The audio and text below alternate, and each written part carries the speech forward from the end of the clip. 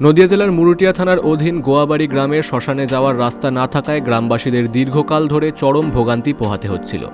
অবশেষে মুখ্যমন্ত্রী মমতা বন্দ্যোপাধ্যায়ের আমাদের পাড়া আমাদের সমাধান প্রকল্পে সেই সমস্যার স্থায়ী সমাধান হয়।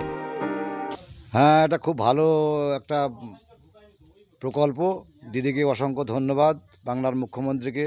পাড়ায় সমাধান, এই পাড়ায় সমাধানের স্কিম থেকে আমরা গোয়াবাড়ি গ্রামবাসী মিলে 10-20 লক্ষ টাকা পেয়েছি। যেহেতু আমাদের গ্রামে 2টো বুথ, তাই সেই টাকা দিয়ে আজকে আমাদের শ্মশানে সব যাত্রীরা যে রাস্তা দিয়ে আসে, এখানে একটা বড় অনুষ্ঠান হয়, সেই মানুষজন আসে, তাদের জন্য একটা রাস্তা আজকে শুরু হয়েছে। দিগলকান্দি গ্রাম পঞ্চায়েতের অধীন গোয়াবাড়ি 75 ও 74 নম্বর বুথে প্রায় 9,55,000 টাকা ব্যয়ে এই ঢালাই রাস্তা ও আলো তৈরির কাজ চলছে। স্থানীয়দের আবেদনের ভিত্তিতে রাজ্য সরকার এই বরাদ্দ মঞ্জুর করেছে। আজ নির্মাণ কাজ পরিদর্শনে আসেন দিগলকান্দি গ্রাম পঞ্চায়েতের প্রধান কার্তিক চন্দ্র মণ্ডল।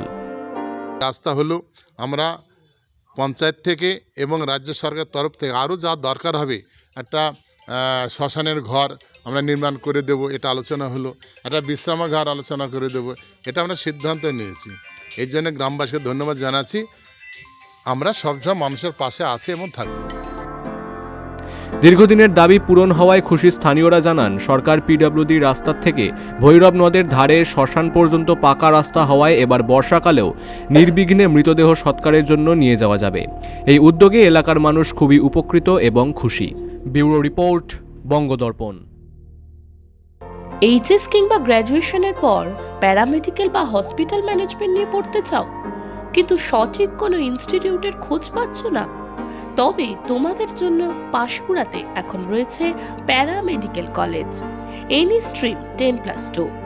এখানে স্বল্প ব্যয়ে থাকছে বিভিন্ন কোর্সের সুযোগ, সাথে উন্নত ল্যাব, অভিজ্ঞ ট্রেনার, সরকারি সার্টিফিকেট এবং সর্বোপরি কোর্স শেষে 100% প্লেসমেন্ট। ঠিকানা: পাঁশকুড়া রেলওয়ে স্টেশনের সামনে গৌরীয় মাঠের সন্নিকটে পালকো কমপ্লেক্সের দ্বিতলে। তাহলে আর দেরি কিসের? বিশদে জানতে এক্ষুনি যোগাযোগ করুন 9679997358 এই নম্বরে।